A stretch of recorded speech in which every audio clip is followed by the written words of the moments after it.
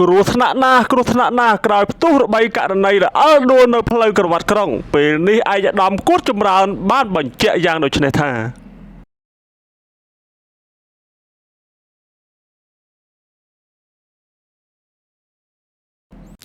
មានករណីផ្ទុះក៏ក្រើកពេញបណ្ដាញសង្គម Facebook តាក់ទងនឹងការបង្ហោះវីដេអូមួយដែលបង្ហាញអំពីសកម្មភាពនៃការរអិលដួលនៅលើដងផ្លូវទៅតាមផ្លូវក្រវ៉ាត់ក្រុងត្រង់ម្ដុំស្តុបចូលព្រលានយន្តហោះថ្មីនៅក្នុងនោះមានគណនី Facebook មួយបានបង្ហោះថាសូមជួយ share ចែករំលែកផងពុកម៉ែបងប្អូនពិតជាគ្រោះថ្នាក់ខ្លាំងណាស់ទីតាំងផ្លូវក្រវ៉ាត់ក្រុងត្រង់ស្តុបចូលព្រលានយន្តហោះថ្មីល្ងាចថ្ងៃទី11ខែកុម្ភៈឆ្នាំ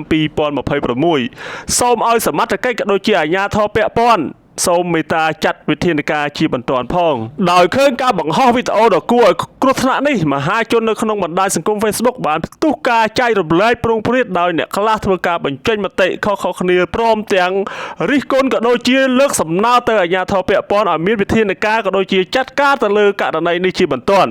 យ៉ាងណាមិញនៅថ្ងៃទី12ខែកុម្ភៈឆ្នាំ2026នេះយោងតាមគណនីភេកផ្លូវការរបស់ឯកឧត្តមគួរចម្រើនអភិបាលនៃគណៈអភិបាលខេត្តកណ្ដាល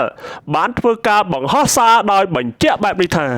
សូមគោរពរាយការណ៍ជូនឯកឧត្តមអភិបាលមេត្តាជ្រាបបន្ទាប់ពីមានបញ្ហារអិលយានជំនិះដោយសារក្អែដីខ្សាច់ប្រេងកៅស៊ូជាប់តាមកង់ឡាននៅលើកំណាត់ផ្លូវមួយចំនួនតាមបណ្ដោយខ្សែផ្លូវក្រវ៉ាត់ក្រុងទី3មហាវិថីស៊ីជីនពីងរួចមកក្រុមការងារចង្អុលបង្ហាញពីឯកឧត្តមរដ្ឋមន្ត្រីក្រសួងសាធារណការដឹកជញ្ជូននិងឯកឧត្តមអភិបាលនៃគណៈអភិបាលខេត្តកណ្ដាលរួចមកមន្ទីរសាធារណការបានចុះពិនិត្យទីតាំងកើតហេតុនិងចាត់ចែងបន្ទាន់ដើម្បីទប់ស្កាត់បន្ថយហានិភ័យគ្រោះថ្នាក់នេះតាមរយៈទី1គូសគំនូសបញ្ញាក់ស្មារតី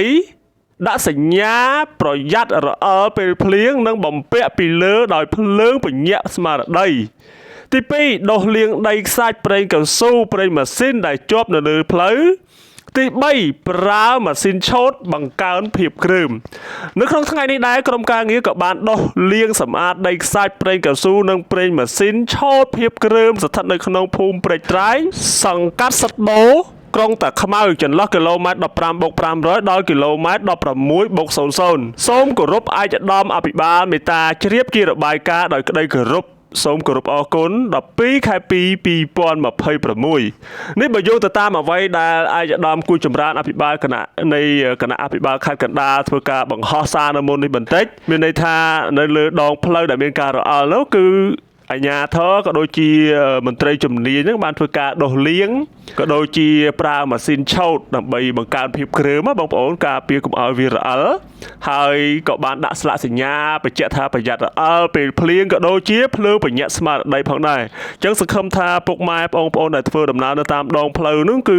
សូមមានការប្រុងប្រយ័ត្នបន្ថែមដើម្បីជៀសវាងកុំឲ្យមានករណីដួលរអិលជាបន្តទៀតសូមអរគុណសូមជម្រាបលា